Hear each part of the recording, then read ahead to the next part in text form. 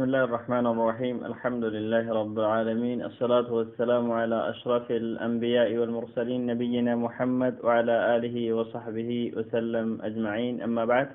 السلام عليكم ورحمة الله وبركاته. ما زلنا في مواصلة في سلسلة دروسنا وسائل اكتساب الأخلاق. أكما بيكمو ما تدرين نتقبنو wantoota amala gaarii horachuuf yookiin amala horachuuf nu gargaaran qabxiilee jedhanu itti fufuurra jirra. Egaan qabxiin inni saglaffaa kan amala gaarii horachuuf yookiin amala horachuuf nu gargaaran as-sabru, obsa.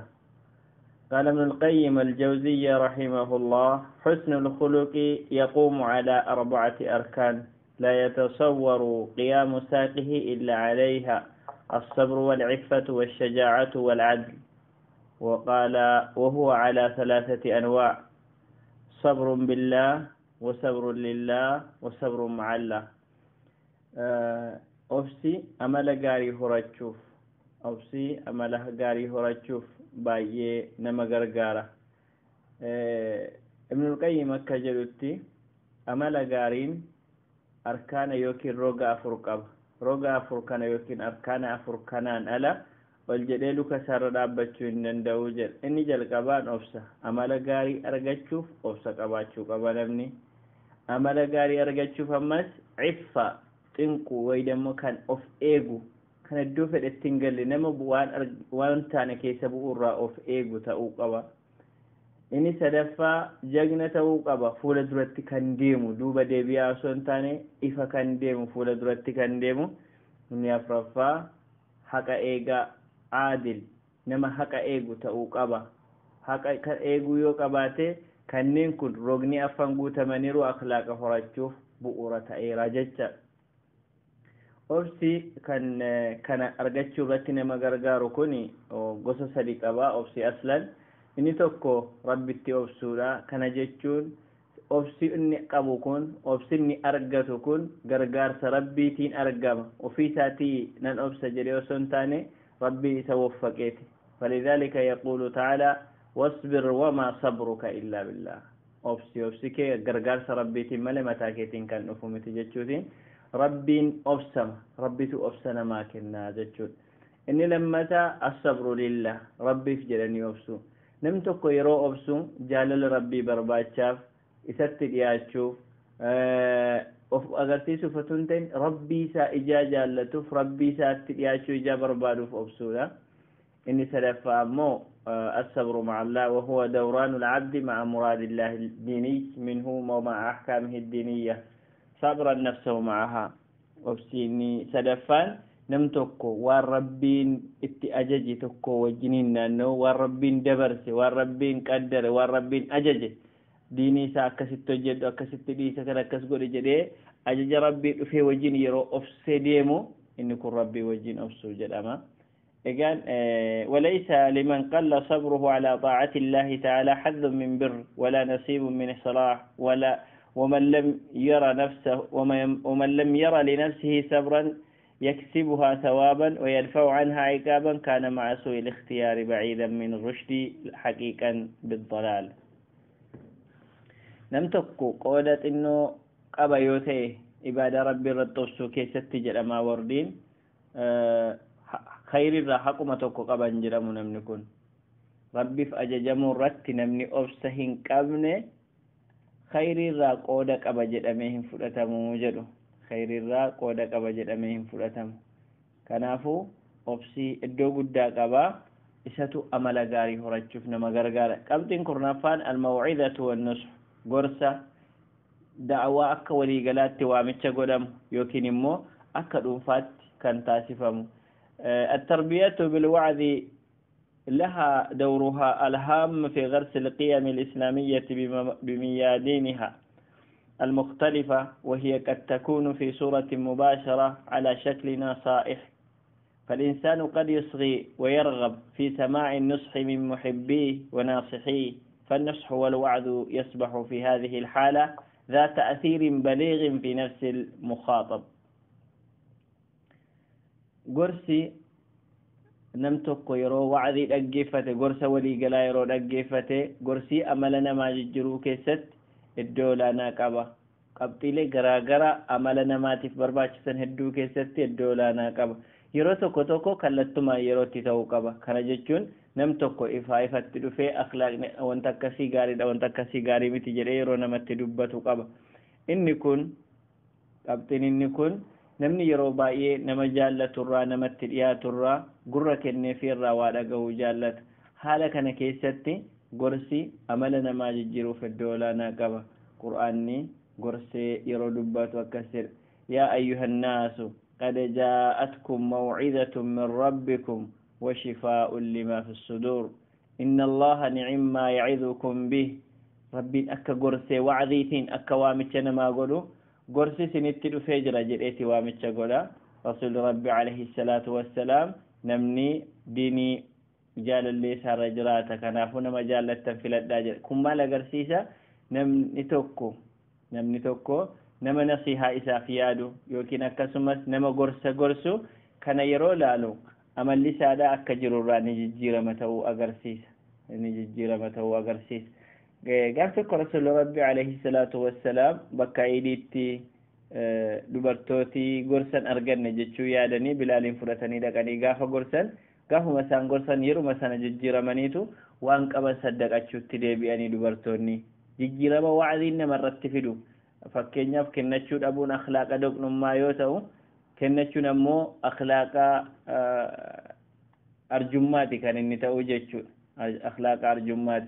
kanaaf gorsi dhiibbaa namarraan ga'ee yerootti nama jijjiiruu qaba. gorsi wantoota akhlaaqa nama horachiisan keessaa isa tokko.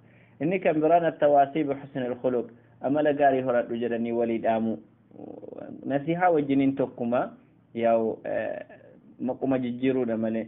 وذلك ببث فضائل حسن الخلق وبالتحذير من مساوي الأخلاق وبنصح المبتلين بسوء الخلق وبتشجيع حسن الأخلاق. فحسن الخلق من الحق والله سبحانه يقول وتواصوا بالحق وتواصوا بالصبر. نمتكو وليد آموتين أمل غاري وليد آموتين وصيا ولي قوتشوتين غرا أمل غاري التلفون أكمتتا قال ما أمل غارين قبو دبتا قد أما يوكين فكسنا أمل يران قبو دبتا نموتا أمل هما قبن قرسوتين نموتا أمل غاري قبن أمو ججبسوتين غرا كانت تلف أمل غارين حق ربين ولي والرحق وليد آمن جري كيسات لكاما. kanaaf haala kanaatiin waliif dhaamuun amala nama akka horatu nama taasisa. inni kan biraan an yattakhidha annaasa miraa'atan linafsihi. nam tokko namoota lafarratti khallaqamanii uumamanii jiran kana akka daawwitii godhatee keessaa of ilaaluudha. inni kun baay'ee nama barbaachisa. yoo aaqila ta'e namni baay'ee taabiin naqu. innal aaqila yanbaghi an yanzura lighayrihi ويجعلهم مراءة لنفسه فكل ما كرهه ونفر عنه من قول أو فعل أو خلق فليتجنبه وما أحبه من ذلك واستحسنه فليفعله. قال ابن حزم لكل شيء فائدة ولقد انتفعت بمحك أهل الجهل منفعة عظيمة وهي أنه توقد طبعي واحتدم خاطري وحمي فكري وتهيج نشاطي فكان ذلك سببا إلى تواليف عظيمة المنفعة.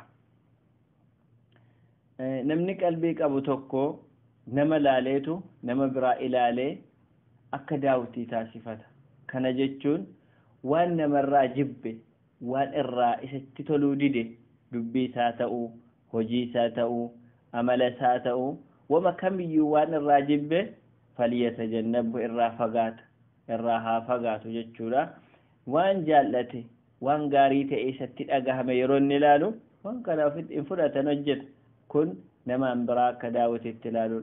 رسول ربي عليه الصلاة والسلام المؤمن مراءة لأخيه جلو نمني كم يو إسابو ليس ساتف أكداوتيت كيستي وفلالة كيستي وفرقا. إن السعيد له من غيره عذة وفي التجارب تحكيم ومعتبر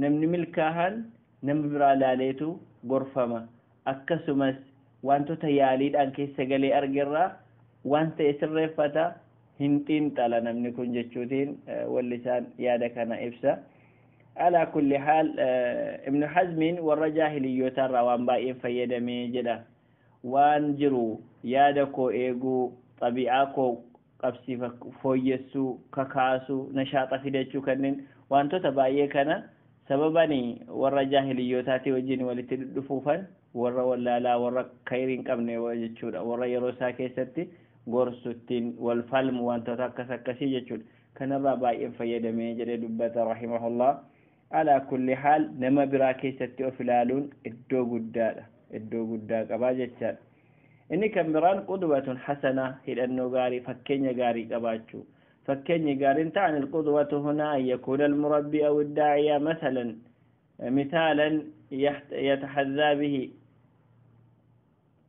يحتذى به في أفعاله وتصرفاته وقد أشاد القرآن الكريم بهذه الوسيلة فقال الله عز من قائل قد كان لكم أسوة حسنة في إبراهيم والذين معه نمتك نما أفدراك أبو إلالي تكا داعية لكن نما وامتش قولوا نما قرس نما ديمي نما دعوة قولوا تأودا دا تكا مو نما قدس منا كيستي دي نما قاقجل شيء كرا نمني بو نما تقرسيسو تأودا دا كنين كان الراكوتين إسا كان الندامني كنين كان الراكوتين نمني أكفك كينيات إلى التي نما كان هجيسا كيست تصرفات سا كيست ديمو دندا من للأسف داعية جني جدا في كنجرو يرو باي أخلاق نمبر بعد من يو وركنا را أرجمو تهد ماتا يو طبيعة جرو لالم ما نفي يوجد أمي يرو دبن ورمني كيني باي يغاري أديسا لكن إذا رجعنا إلى الأفعال قره جد قافة ديبن أمو يعاكس opposite قد أوان كان ديبي فالا قد إتو أرجمه نكون جا بلاء كبير وان قد مصيبة قد كانت إجار ددبما هواسا وبرسيسون كانت ددبما لكن الموضوع يقول هكذا داعيا نمني دعوانا ما قد نمني منكيستنا ما قدسو فكين يتأيه هردف موسى أكا أمل غاري هرتمف نما غرغارة يو إني قبات يو إني هما قبات سكسما نما فانين دبته وجنسا فالسو يو تأيه سكسما تلاتي ديما نمني ربي أكرنا نجلا قد كانت لكم أسوة حسنة في إبراهيم إذ أن قارين إبراهيم اتيك سنيفتا سنجل ربي ورسا وجنجر مؤمن توت لأن محمد عليه الصلاة والسلام فكينا قاري كان سام ملايين نما قرا اسلمنا تديبسا أخلاق أساني ججيرا أخلاق أفانين دبتشو وسنتاني قفا وسنتاني إني تأثير قدّاك أبو إبا قدّانك أبو أخلاق هجيتي كان فكين يفرد شوف باي يدو هدوت كان إني فرد مودن دو إرقما ربي وانتي هجنان كالساني وجنين سلا هجي فد أساكن إنكمن صحابني كان هجتن هدوت جرى كنافي إدو قدّاك أبا نكون جتشود إدو قدّاك أبا نمني تلتمي ديمو قدام غرا قبا تكا أكا داعيات أكا ونما tokko lama wakin nama da'wa gode demut takataka mo nama dunfa والقدوة حسنة تكون للأفراد على صفة أفراد مثاليين ممتازين وتكون للجماعات على صفة جماعة مثالية ممتازة ووجه القرآن بصراحة تامة إلى القدوة الحسنة فقال تعالى في سورة الأحزاب لقد كان لكم في رسول الله أسوة حسنة لمن كان يرجو الله واليوم الآخر وذكر الله كثيرا يروتو كتوك نما أنفع نما فلتما نما أمل غاريك أبو نما أدته إلالتي يرودو كادمتو قبدا يروتا كتكمو غاري جماعة غاري كان فكين يتعني فلتمتو تأن يرو لالمدو كادم مقابا هل أدى الدارة يرغم فكيني بفتكو قفاني متي كناف ربين يا مؤمن توتا نبي محمد التلتني ديمون سنيف جرا سنس نما كامي في نما آكرا كجيلي ربي تذكرت تأكون جتشوتين كان هندماتك أجل فما قد ربي نجتشوت جماعان نما دنفان داعيان بفكاناتين namni hidhannoo godhate akhlaaqa yookiin amala isaa jijjiirrachuu ni danda'a. Wanti naannoo isaa jiru effektii irratti uumuu danda'a jechuudha. inni kan biraani musaahabatu al-akhyaar wa ahli al-akhlaaq al-faadila. inni kun baay'ee waan dhabnee jirrudha. namoota amala gaarii qabaniin walitti hiriyoomuu, namoota sadarkaa qabaniin walitti hiriyoomuu, inni kun amala guddaa nama horachiisa. فالمرء مولع بمحاكاة من حوله شديد التأثير بمن يصاحبه. نمني ربا يكلني أمل قدته نمتين كونتاكت والقدو يكين والقرنمتي قدو والاتلفو بكة تاوت بكة كمت ومجالستهم تكسب المرأة الصلاح والتقوى والاستنكاف عنهم تنكب عن صراط مستقيم. يقول تعالى: يا أيها الذين آمنوا اتقوا الله وكونوا مع الصادقين وعباد الرحمن الذين يمشون على الأرض هونا. يقول النبي صلى الله عليه وسلم: مثل الجليس الصالح والجليس السوء كمثل صاحب المسك وكير الحديد لا يعدمك من صاحب المسك إما تشتريه أو تجده ريحه وكير حداد يحرق بدنك أو ثوبك أو تجد منه ريحا خبيثا. نما وجنجرانو نما اتصاحبه منو إلى الجسي ربي سبحانه وتعالى كنجدا يا ورى من تربي كيسن سدادا ورى دغا دبتو وجنينتا دغا لال صدركا ولا ناقبا دغا ورى دبتو فانتا إساني وجنينتا جد ربيني إساني وجنتا او كيس بؤاتو جراف ربي وامچ غودي ربي سدادا ورى دغا دبتو وجنينتا دغا دبدا جرا وجن رمدما إساني وجنين سجرادا دغا ملوان ارغتن قبدن. gabroota rabbii jechuun warra gaduf qabanii lafarra deeman jechuutiin dubbata. gaduf qabuun akhlaaqa warra gabroota rabbiiti. kanaaf isaan wajjin yoo gaduf qabde yoo wajjin deemtu gaduf qabdaatis kanaaf akka gaduf qabduuf isaanii wajjiniin hiriyaa ta'uun bu'aa guddaa akka qabudha.